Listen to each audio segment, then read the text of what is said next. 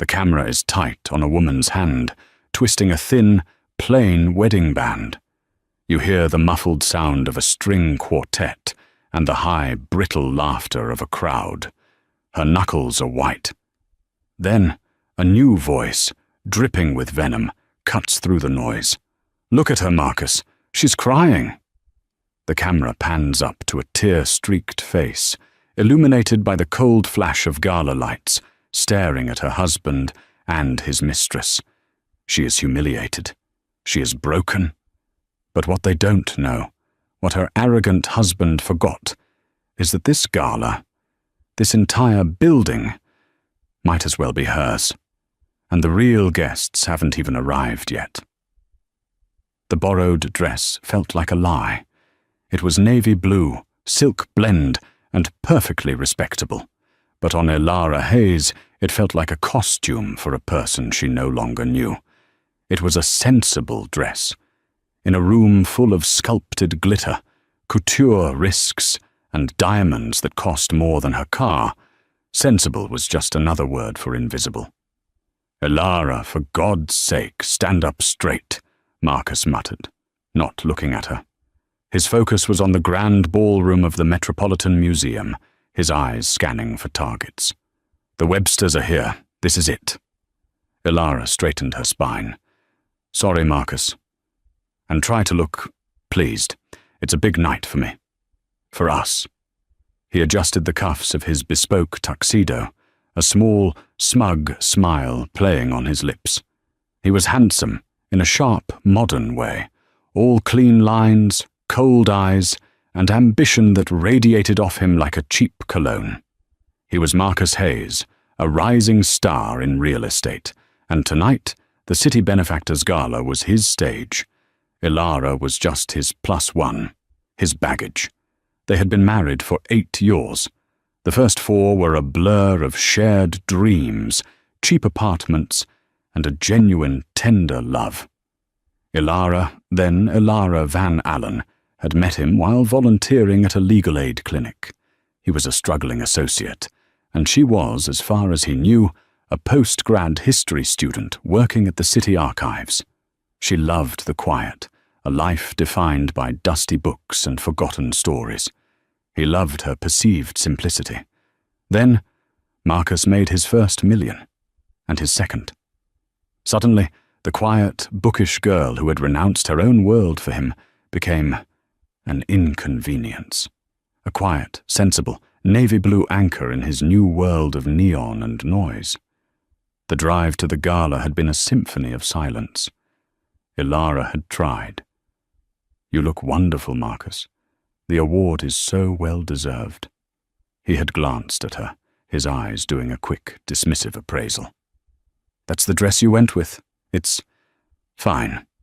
A little librarian." "I am a librarian," she had wanted to say. "I am the head archivist at the City Historical Society. You used to love that." But she said nothing. The silence was safer. Now, standing at the edge of the ballroom, she was a ghost. Marcus had her by the elbow, his grip possessive but not affectionate. He propelled her toward a portly man with a booming laugh.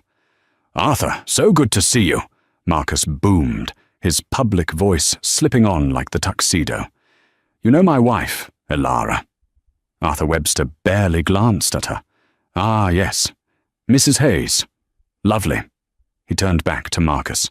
"Now, about that downtown prospectus, Marcus. You've got guts, I'll give you that. Going up against the Van Allen group." Elara's blood ran cold at the name. Her name. "The Van Allens are old money, Arthur," Marcus said with a dismissive wave. "Slow. They're dinosaurs. I'm the meteor." "A meteor, eh? Well, let's hope you don't burn up," Arthur chuckled, and the 2 men moved toward the bar, leaving Elara in their wake. She was alone. Again. She clutched the small, beaded purse, her one indulgence, a gift from her mother from a lifetime ago. She looked around the massive vaulted room. The theme was Gilded Drimes. Irony. This was the life she had chosen, or rather, the life Marcus had chosen for her. Her own family, the Van Allens, had been a casualty of her marriage. "He's a shark, Ilara," her father, Harrison Van Allen, had told her 8 years ago, sitting in his study, the room smelling of old leather and pipe tobacco. "He doesn't love you. He loves the idea of you, and he will resent you when he realizes you're not a stepping stone." "You don't know him, Dad," she had cried, full of the righteous fire of a 24-year-old in love. "He loves me for me. Not for the name, not for the money I don't even want. I'm not using the trust fund. We're going to make it on our own." Her father had sighed, his face a mask of resigned sadness. "Very well. But my door is always open. The moment you need us, we are there." She hadn't walked through that door in over 2 years. Not since Marcus had joked at a family dinner that her parents, with all their comfortable retirement savings, could really help him get to the next level by co-signing a loan. The quiet, profound disappointment in her father's eyes that day had been too much. She'd chosen her side. She'd chosen Marcus. And now she was paying the price. She drifted from the main crowd, finding a small alcove by a towering marble statue. She just needed to breathe. Marcus was a comet, a meteor, a rising star. He was all of those things, but he was also cold and distant, and so very, very cruel. The later nights he'd framed as work, the scent of an unfamiliar, expensive perfume on his suit jackets, the cold way he flinched when she tried to touch him. It all clicked into place with a sickening finality. He was cheating on her. She knew it as surely as she knew her own name. She just hadn't been brave enough to say it aloud. A new wave of nausea hit her. She watched her husband across the room. He was holding court, his teeth white in the spotlight, his hand on the back of... Ilara's breath hitched. It wasn't a man. It was a woman. A woman in a dress the color of spilled blood, her hair a cascade of platinum blonde. She was laughing, her head thrown back, one slender, manicured hand resting possessively on Marcus's chest. He wasn't networking. He was holding her. His thumb was stroking the back of her hand. Ilara felt the floor drop out from under her. It was one thing to suspect. It was another to see it, splayed out under a $1,000 crystal chandelier for the whole world to ignore. She watched as he leaned in, his lips brushing the woman's ear. The woman giggled, a high, piercing sound. This wasn't a meteor, this was a train wreck. And she was tied to the tracks. The woman in red was Chloe Vance. Ilara knew the name. She was an influencer who had pivoted to luxury real estate advising. She was all over social media, her feed a curated fantasy of private jets, impossible coastlines, and champagne flutes that never seemed to be empty. She was everything Ilara was not, loud, plastic, and demanding of attention. And she had her hands all over Ilara's husband. A cold, sharp anger, unfamiliar and bracing, cut through Ilara's fog of despair. For 8 years, she had made herself small. She had trimmed her own wings to fit in his cage. She had given up her family, her name, her own ambitions, all to be the supportive wife, to a man who was now, very publicly, replacing her. No, not tonight. She put her empty champagne flute down on a passing tray with a steady hand. The buzz of the crowd seemed to fade, the string quartet muffled as if she were underwater. Her entire world narrowed to 2 figures across the room, laughing in their own private, cruel world. She began to walk. She didn't run. She didn't shout. Her steps were deliberate, measured, the walk of an archivist moving through a silent library. Her sensible heels made no sound on the thick Persian rugs. Marcus saw her first. His smile faltered, his eyes widening in annoyance before settling into a cold mask of indifference. He didn't move away from Chloe. He didn't drop his hand. He just waited. Chloe turned, sensing the shift. Her heavily made-up eyes, framed by impossibly thick lashes, scanned Ilara from head to toe. It was the kind of look Ilara had seen 1,000 times, the look of a predator sizing up prey. A small, amused smirk touched her bright red lips. "Marcus," Ilara said. Her voice was surprisingly steady. "Who is this?" Marcus let out an exasperated sigh, as if Ilara had just asked a deeply inconvenient question. "Ilara, really? We're networking. This is Chloe Vance. Chloe, my wife. Ilara."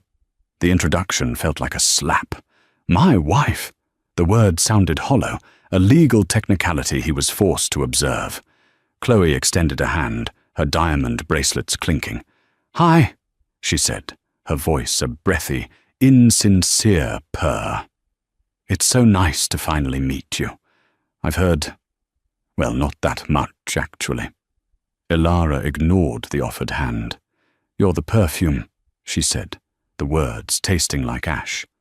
"The late nights, the emergency client meetings in the city." Marcus's face darkened. "Ilara, you are embarrassing me. Stop this. Go get a drink.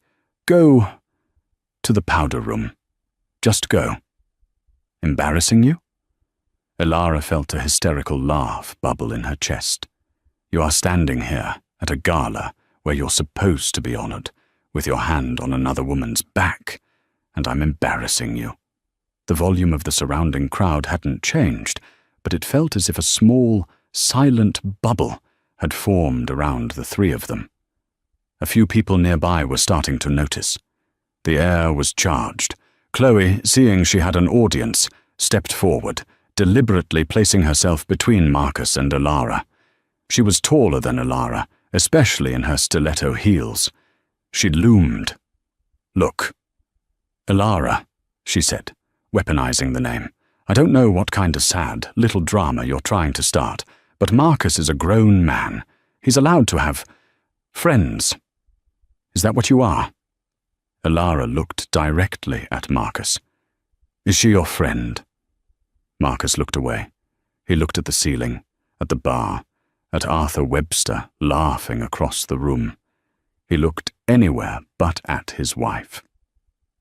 And in that moment, Ilara knew. The last fragile thread of hope didn't just break, it evaporated. It had never been there at all. "He's with me now," Chloe said, her voice dropping to a conspiratorial whisper, though it was loud enough for everyone in their small circle to hear. "It's just cleaner this way, don't you think? He gets his award, we announce our partnership, in all things, and you fade away. You're good at that, aren't you?" "Fading?" Ilara felt the first tear escape. It was hot and sharp, a betrayal. She angrily wiped it away. This isn't the place, Marcus."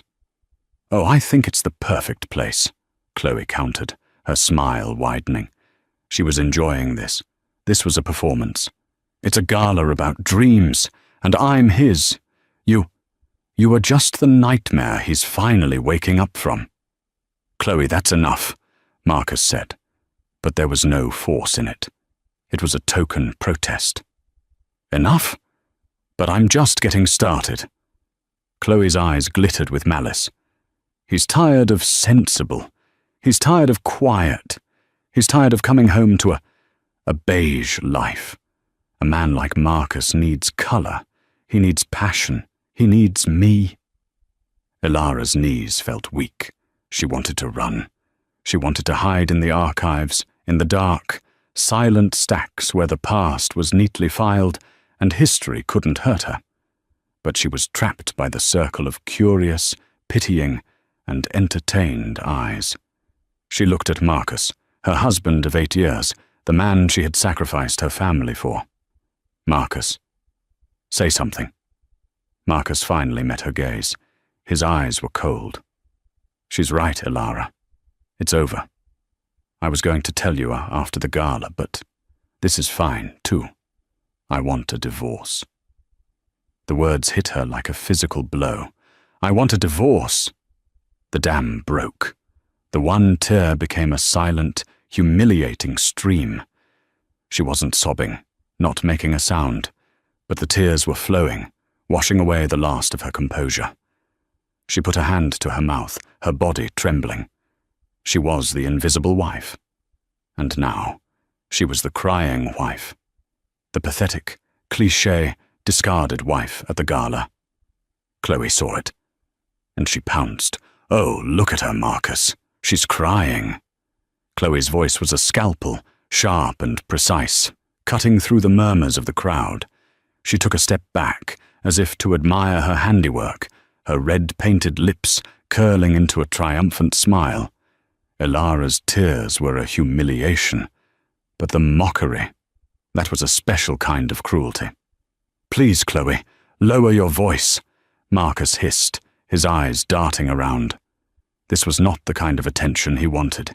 He wanted to be on stage, holding a glass trophy, not in a corner with a sobbing wife and a gloating mistress. "Why?" Chloe's voice was bright, falsely innocent. "Let them see. It's a real-life soap opera. People love this stuff." She turned her full, venomous attention back to Ilara. "Look at you, sweetheart, crying in your little... What even is that? Off the rack? Did you rent it?" Ilara flinched. The dress had been a gift from Marcus 3 Christmases ago. "Please, stop." "Stop? Why? Because the truth hurts?" Chloe took a sip of her champagne, her eyes never leaving Ilara's face. "Did you really think this was forever? A man like Marcus? A meteor?" she said, using his own word. "He needs a woman who can keep up, a woman who shines, not a page-turner who looks like she's perpetually apologizing for taking up space." "You don't know anything about me," Ilara whispered, her voice choked. "I know everything I need to." Chloe's confidence was suffocating. She was feeding off Ilara's pain. "I know he's miserable. I know he hasn't been happy in years. I know he's with me now. He's getting an award tonight, and I'm the one who'll be on his arm when he accepts it. You're just baggage. Baggage that's leaking." "Marcus," Ilara pleaded, one last, desperate appeal. "Don't let her do this." Marcus ran a hand through his hair. He was cornered, and he hated it. "Ilara, just go to the powder room. Clean yourself up. You're making a scene." "You're making a scene. Not, this is wrong. Not, Chloe, stop attacking my wife. Not, I'm sorry. But you are embarrassing me." It was the final twisting turn of the knife. He wasn't just abandoning her. He was blaming her for her own humiliation. The tears of sadness began to mix with a new, fiery tear of rage. The cold, quiet anger from before was returning, burning away the shock. "A scene?" Ilara's voice was suddenly very, very low. The crying had almost stopped, leaving behind a chilling calm. "You think I'm the one making a scene?" Before she could say more, Chloe, sensing she was losing her victim, went for the kill. "Oh, grow up," she snapped. "This is the big leagues. You couldn't cut it? You're just some mousy little librarian from...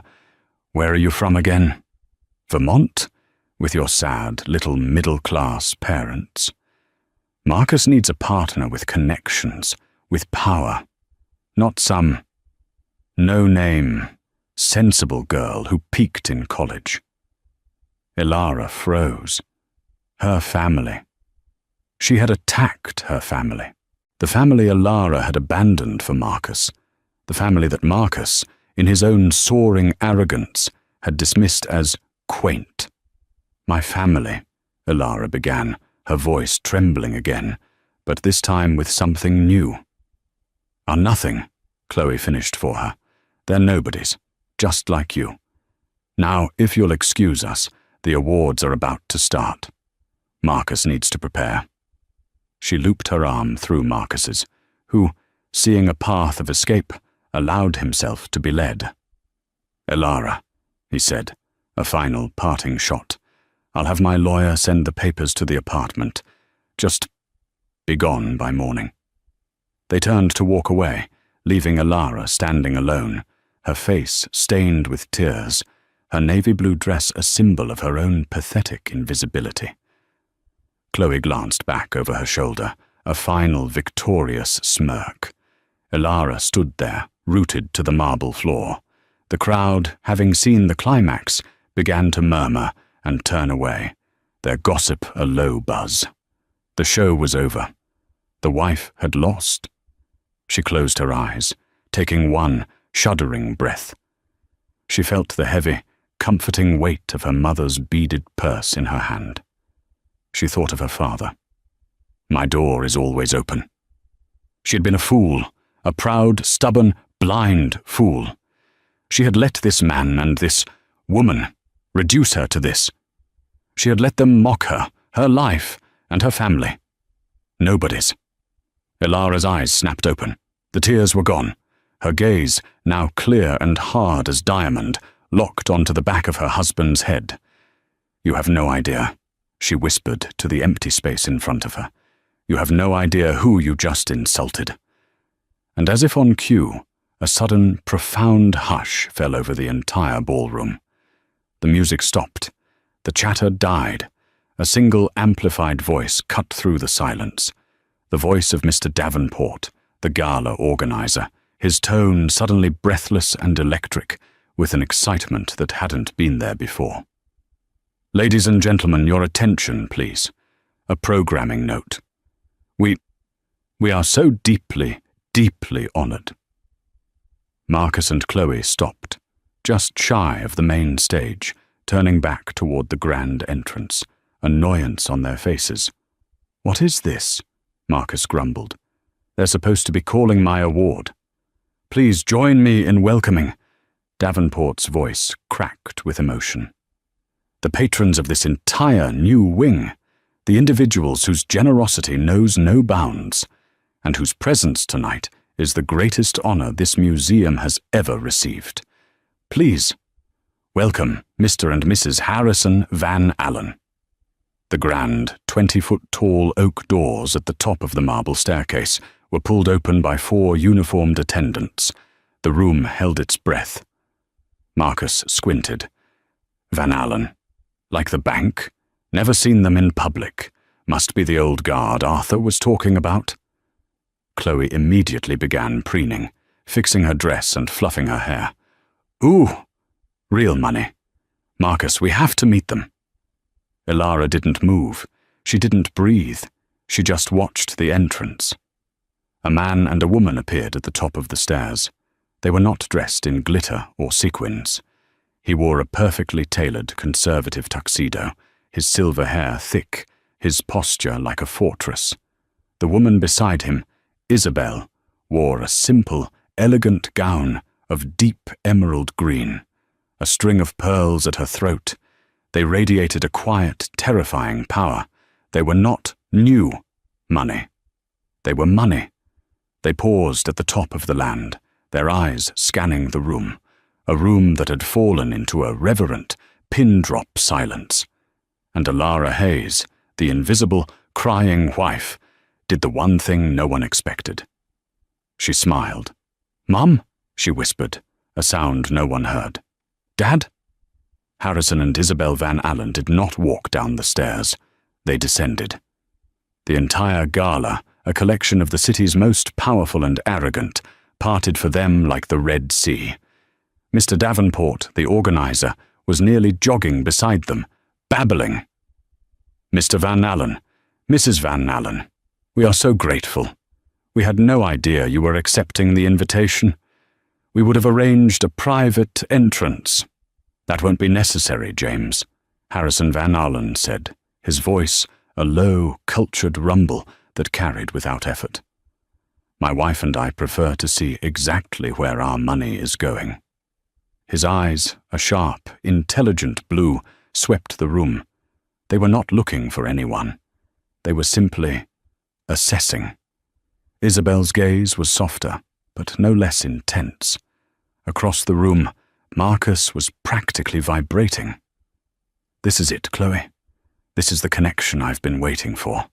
The Van Allen bank. If I can get him on board." "Leave it to me," Chloe purred, already straightening Marcus's tie, positioning herself as part of his team. "We'll go introduce ourselves." But they didn't have to. The Van Allens, ignoring the fawning procession of billionaires and politicians trying to catch their eye, were moving. And they were moving in a very specific direction. Straight toward the alcove where Ilara stood. Straight toward the aftermath of the confrontation. Marcus, seeing them approach, panicked. "They're coming this way. Chloe, smile. Be charming. Ilara," he hissed, noticing his wife was still there. "For God's sake, fix your face. Get out of here." But Ilara didn't move. She just stood, her hands clasped in front of her, watching her parents approach.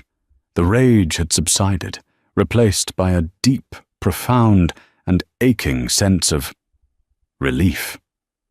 Chloe, ever the opportunist, saw her chance to get in first. She stepped directly in front of Ilara, blocking her from view, and extended her hand to the approaching couple. "Mr. Van Allen, what an honor!" Chloe gushed, her voice several octaves too high. "I'm Chloe Vance, a partner at Hayes Development. And this," she said, tugging on Marcus's arm, "is Marcus Hayes, tonight's rising star." Harrison Van Allen stopped. He looked at Chloe's outstretched hand, but made no move to take it. His icy gaze traveled from her face, down to her hand on Marcus's arm, and then, finally, past her. Isabel Van Allen, however, pushed gently past her husband. Her eyes had found their target. "Ilara," she said. The sound was not a question, it was a statement. It was a dam breaking. The entire circle of onlookers who had been respectfully watching the Van Allen's entrance froze. Ilara's name, spoken by Isabel Van Allen. Marcus's face went white. He looked from the impossibly elegant woman to his wife, and back again. I'm sorry." Chloe's smile faltered, her hand still hanging awkwardly in the air. I don't think she... This is Ilara Hayes, Marcus's wife. She's just... Isabel ignored Chloe as if she were a piece of furniture. She walked the last 3 steps and took her daughter's face in her hands. Her perfectly manicured thumb wiped a stray tear track from Ilara's cheek. "My dear girl," Isabel whispered, her voice thick with a love so powerful it was a physical force in the room. "You're crying." Harrison Van Allen stepped up beside his wife. He placed a large, protective hand on Ilara's shoulder. His eyes, however, were not on his daughter.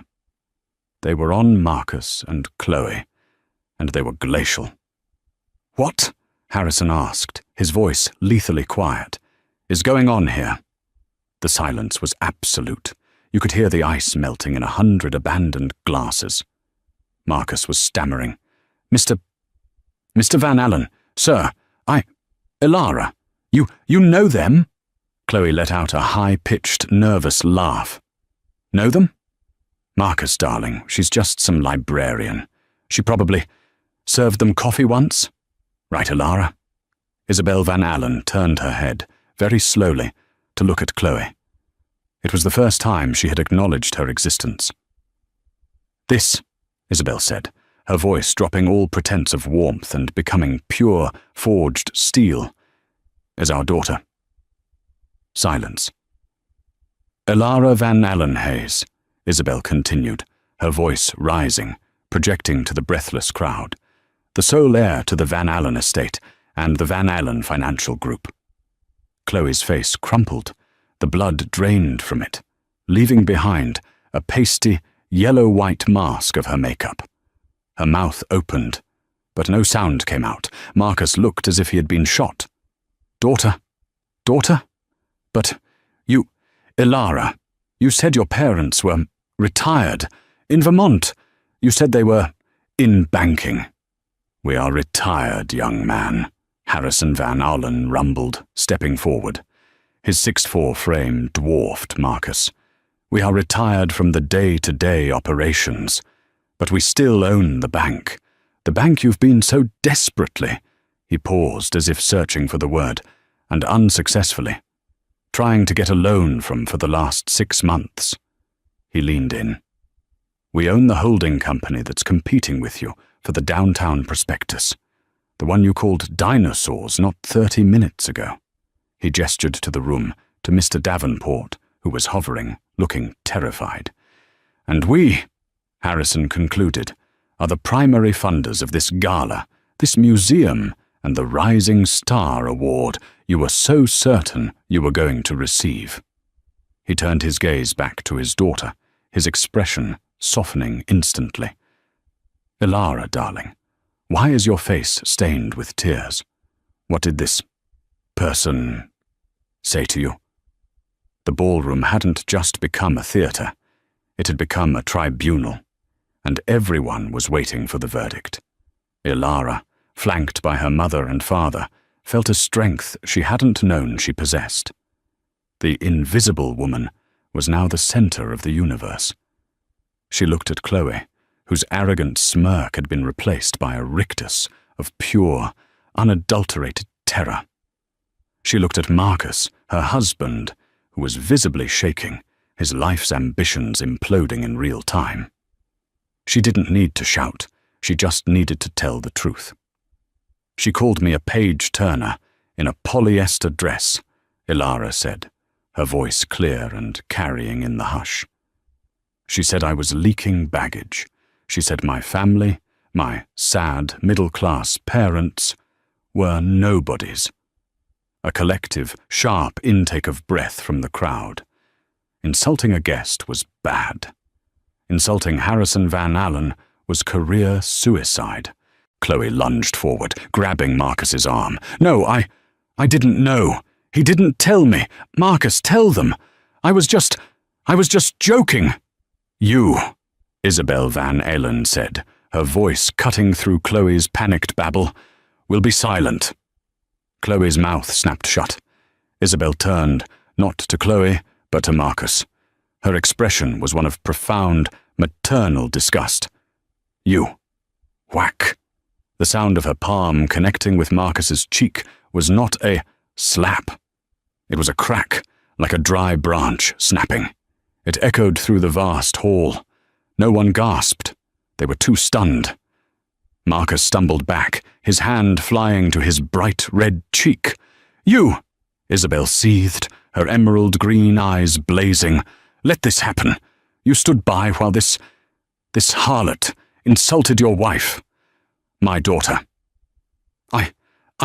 Isabel, Mrs. Van Allen, I didn't know," Marcus stammered, his defense pathetic. "You didn't know?" Harrison's voice was a low growl, more terrifying than any shout. "You didn't know who she was? Or you didn't care? You married her, Mr. Hayes. You lived with her for 8 years. Did you ever, once, ask her about her life? Did you ever listen? Or were you too busy building your own paper empire, using her as a quiet, respectable prop?" Marcus had no answer. He just stared, defeated. "You dismissed us," Harrison continued, his voice a judge-passing sentence. "You dismissed her. You assumed in your breathtaking arrogance that her family, her world, was nothing. You were wrong." Harrison turned his head slightly, his gaze finding Mr. Davenport, who flinched. "James," Harrison said, his voice calm again. "Mr. Hayes's award is, of course, rescinded. Immediately." "Yes, Mr. Van Allen, of course, right away." Davenport scurried off, grateful to be escaping the blast radius. "Furthermore," Harrison continued, looking back at Marcus, "your pending application for the downtown contract is denied. My group will be taking it over. I believe the dinosaurs are about to show the meteor what a real impact looks like." "No, please. Harrison. Mr. Van Allen. You can't," Marcus pleaded, his facade of a rising star completely shattered. He was just a desperate, terrified man. "I can," Harrison said simply, "and I will. Oh, and that line of credit you have at Van Allen Bank, the one you've been leveraging for all your projects? A full forensic audit will begin at 8 a.m. on Monday. I suggest you get a new lawyer, a very, very good one, though I doubt he'll be able to find anything left by the time we're done." This was the end. This wasn't just divorce. This was annihilation. Marcus's knees buckled. He actually sagged, as if his bones had turned to liquid. Then Harrison Van Allen turned his attention to Chloe Vance. She was trying to shrink, to blend into the marble, but his gaze pinned her like a butterfly to a board. "And you, Miss Vance?" "Please," she whimpered. "I'm nobody. I was with him." "I know exactly who you are," Harrison said, his voice laced with contempt. "I've seen your advisory work. I have a very long memory for faces and for names. You will not work in this city again. You will not get a loan. You will not get a listing. You will not even get a reservation at a decent restaurant. You attacked my family. Consider your gilded dream over." Chloe let out a small, strangled sound. She turned, desperate, to the only person left. "Marcus!" she shrieked, grabbing his tuxedo jacket. "Do something. Don't let him talk to me like that. Tell him." Marcus, in a final, pathetic act of self-preservation, shoved her away from him. Hard. "Get off me," he screamed, his voice cracking. "This is your fault. You and your big mouth. You ruined me." "My fault?" Chloe shrieked back, her carefully constructed mask completely gone, revealing the raw, ugly greed beneath. "You told me she was a nobody. You told me to handle her." As the two of them began to tear each other apart, a pathetic, screeching spectacle in the middle of the grand ballroom, Elara stepped back. She stepped away from the wreckage. She stepped away from the man she thought she loved, and the woman who had tried to destroy her. She looked at Marcus, his face a mask of rage and terror, his bespoke suit now wrinkled, and she felt nothing. Not sadness, not anger, not even pity. Just empty. It was over. "No," Elara said, her voice clear and cutting through their argument. Marcus and Chloe both froze, their spat dying in their throats. They turned to her. Elara looked directly at Marcus. "It's not her fault, Marcus. It's yours. You married me, but you never respected me. You didn't want to know who I was, because it was easier to have a quiet, simple wife who didn't outshine you. You didn't just not know about my family. You chose not to. You were too arrogant to look." She shook her head. "You're not a meteor. You're just a man who flew too close to a sun you didn't even know was there." She then turned for the last time and faced her parents. The full, unconditional love in their eyes washed over her. "I'm sorry," she whispered. "I'm so sorry I stayed away." "You were never away, darling," Isabel said, taking her hand. "You were just finding your way back." "Let's go home," Harrison said, putting a strong, protective arm around his daughter's shoulder. He cast one final, dismissive look at the ruins of Marcus Hayes. "All three of us?" They turned, and as one, the Van Allen family, Harrison, Isabel, and Elara, walked away. They didn't run. They didn't look back. They walked with their heads held high through the silent, watching crowd. The entire gala watched as Elara Van Allen Hayes, in her sensible navy blue dress, walked straight out the grand doors with the most powerful couple in the state, leaving her rising star husband and his mistress alone in the center of the room, surrounded by the wreckage of their ambition. The invisible wife was, at last, seen.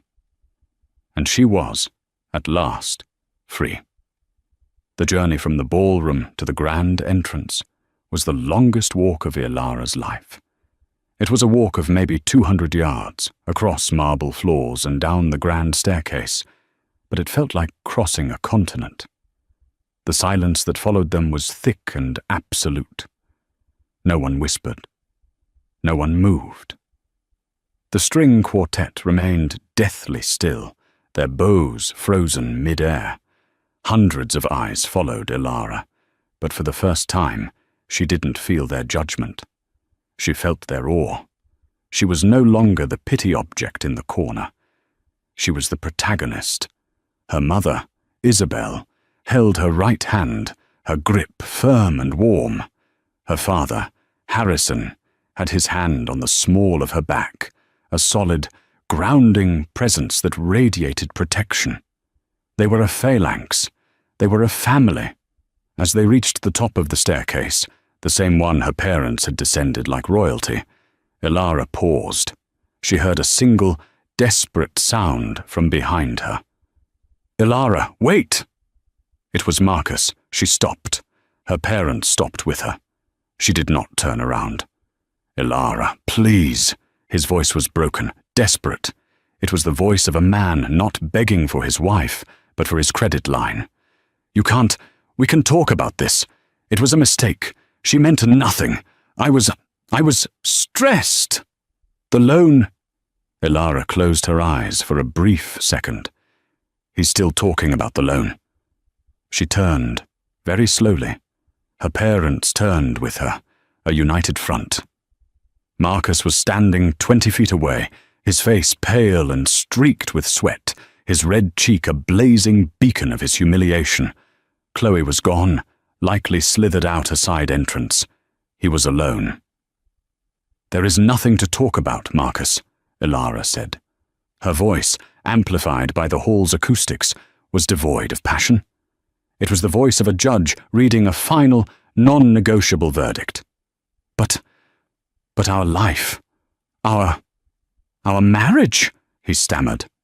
"Our marriage," Ilara said, "was a lie. You proved that tonight. You didn't just cheat, Marcus. You didn't just lie. You mocked me. You stood by and let that woman tear me apart to save yourself a moment of discomfort.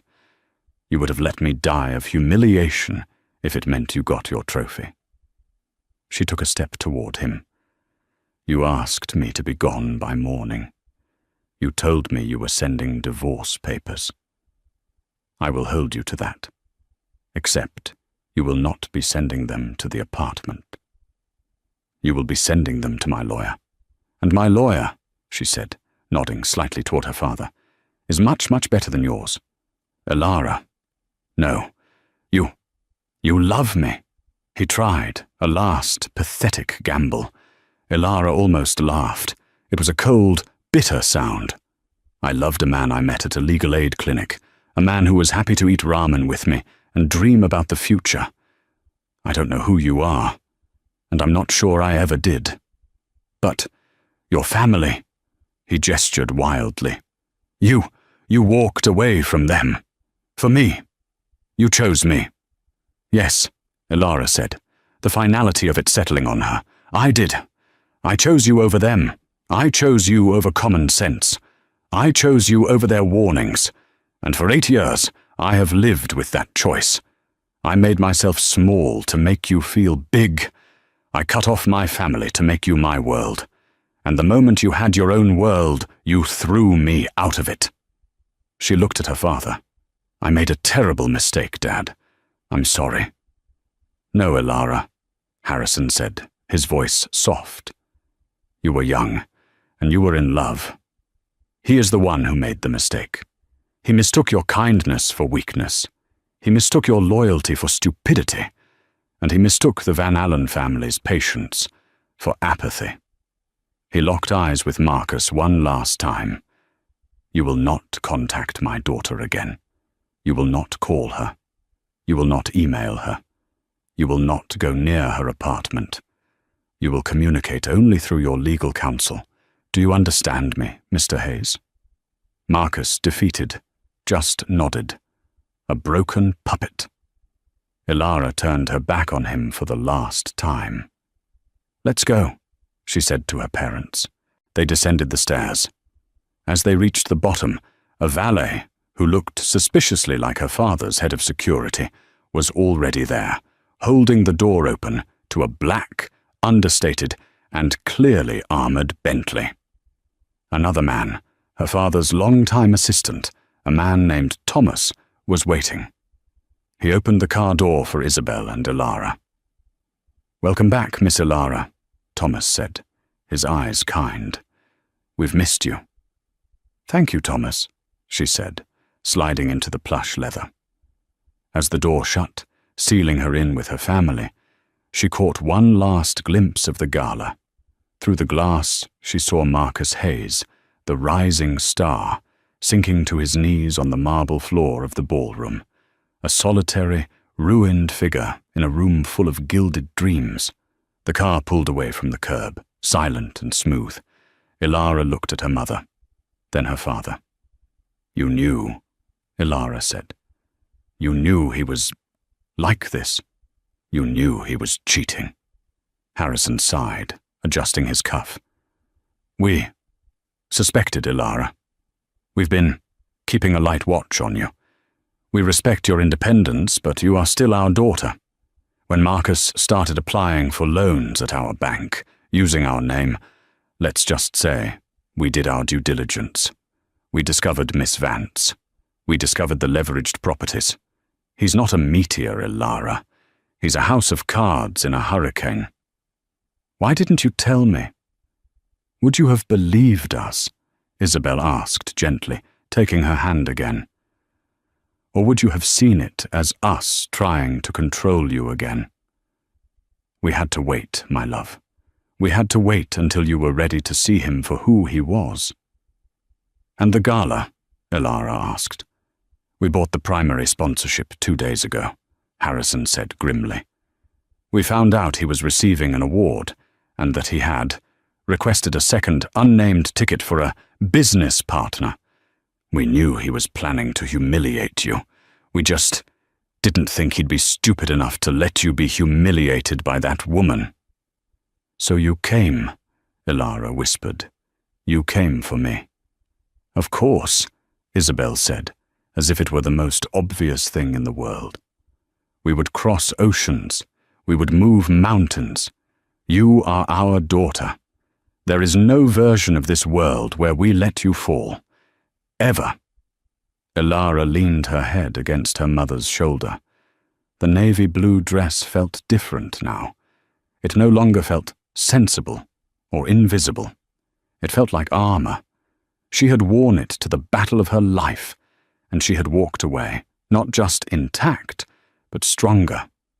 She was no longer Ilara Hayes, the invisible wife. She was Ilara Van Allen, and she was finally, truly, home. The first morning felt like a betrayal. Ilara woke up not to the 6 a.m. alarm she always set, but to the soft, pale yellow sunlight of her childhood bedroom.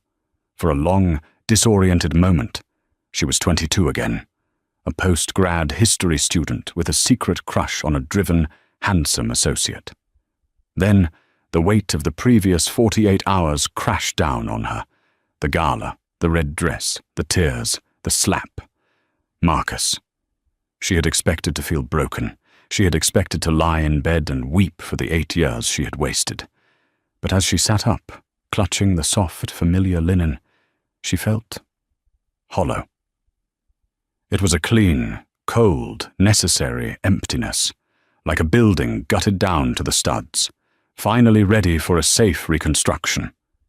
She showered and dressed, not in a sensible dress, but in a pair of simple, well-tailored trousers and a silk blouse. When she came downstairs, she found her parents in the sunroom, a bastion of quiet coffee and the rustle of the Wall Street Journal.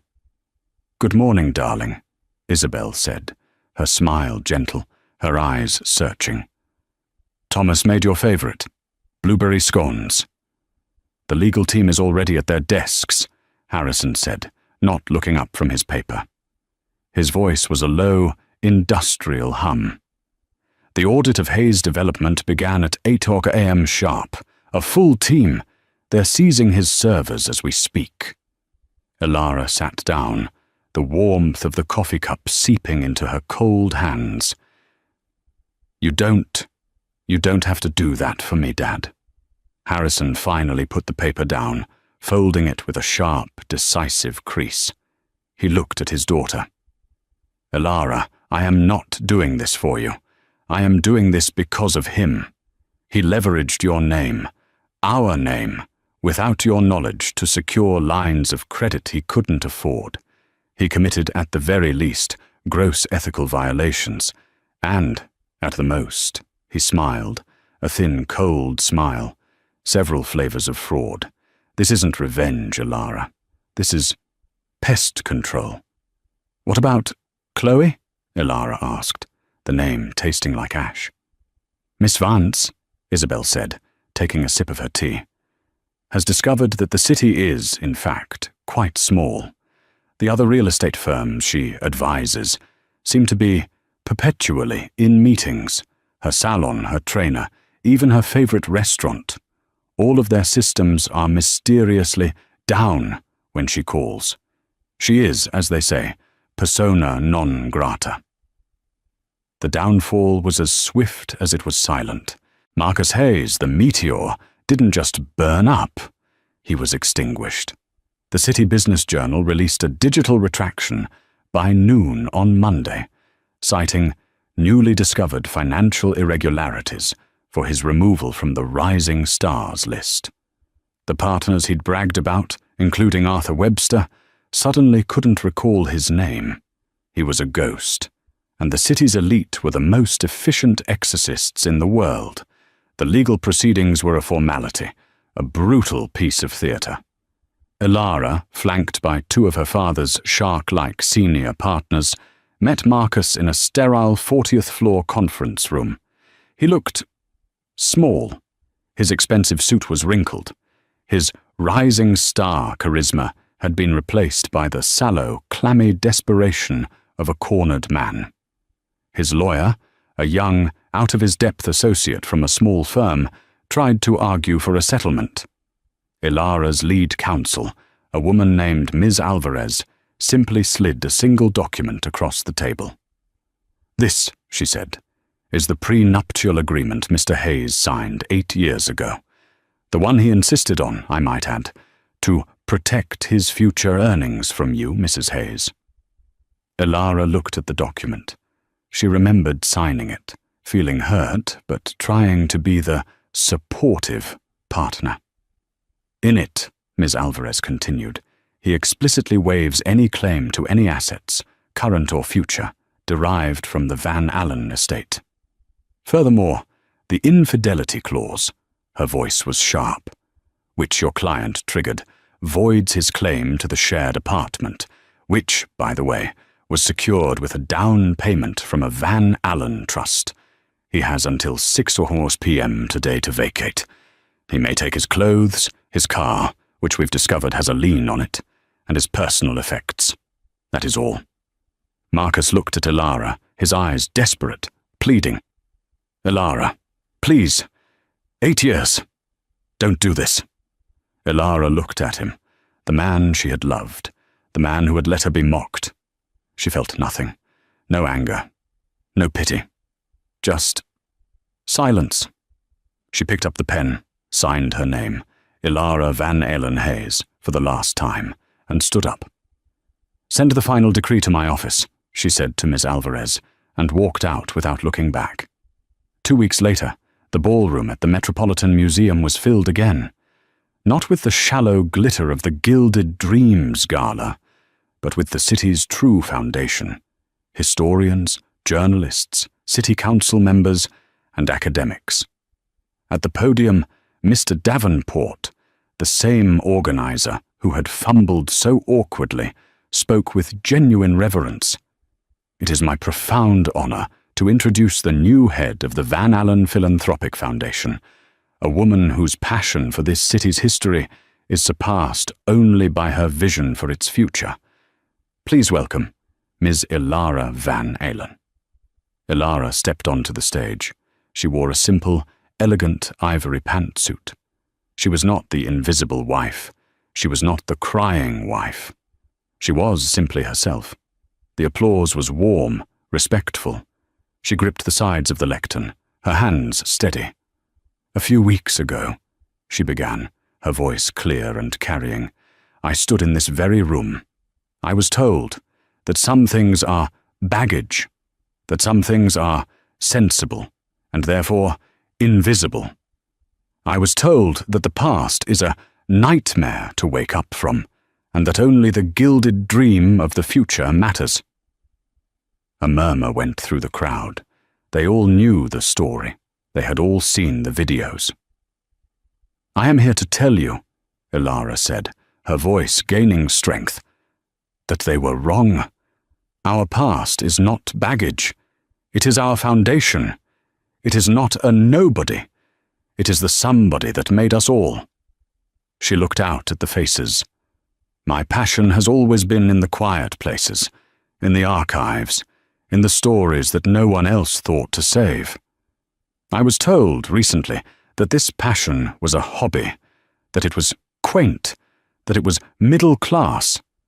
She smiled, a small, knowing smile. "Well, today I am proud to announce the first project of the new Van Allen Foundation. We are funding, in full, a multi-million-dollar initiative to save, digitize, and fully restore the complete New York City Historical Archive." The room burst into spontaneous, thunderous applause. Historians were on their feet. "We will not let our history be mocked," Ilara said, her voice ringing with a power she never knew she had. "We will not let it be dismissed. We will honor it. We will preserve it. This will not just be a library. This will be the Ilara Van Allen Historical Preservation Center. And our work," she looked directly into the camera of a press photographer, "is just beginning." In the front row, Harrison and Isabel Van Allen watched their daughter. Harrison's face was a mask of pure, unadulterated pride. Isabel quietly wiped a tear from her eye. As for the others, their fates were sealed not by the Van Allens, but by their own character. Chloe Vance, her name Toxic, was last seen working a perfume counter at a suburban mall, a bitter, poetic justice, forced to sell illusions to women she now envied. Marcus Hayes, facing multiple fraud investigations and utterly bankrupted, was a closed file. He had, as his lawyer said, moved away to restart his life, a meteor that had been nothing but a flash of hot, empty air. Ilara never thought of them again. She was too busy. She was building an empire, not of glass and steel, but of memory and truth. The invisible wife had become an undeniable force, and she was, at last, writing her own history. And that, everyone, is how you trade a rising star for the entire solar system. Ilara's story is a powerful reminder that sometimes the quietest person in the room is holding all the cards. She had to lose everything, or think she had, to finally reclaim her own power. Marcus and Chloe were so blinded by their own greed they couldn't see the truth right in front of them. You should never, ever mock the crying wife. You have no idea whose daughter she is. What do you think was the most satisfying part of Marcus's downfall? Was it the slap, the audit, or was it Ilara's final speech? Let me know your favorite moment down in the comments. If you loved this story of karma and consequences, please don't forget to like this video and share it with someone who needs to see a good comeback. And if you haven't already, please subscribe to the channel and hit that notification bell. We post new real-life drama stories every single week, and you don't want to miss what happens next. Thank you for listening.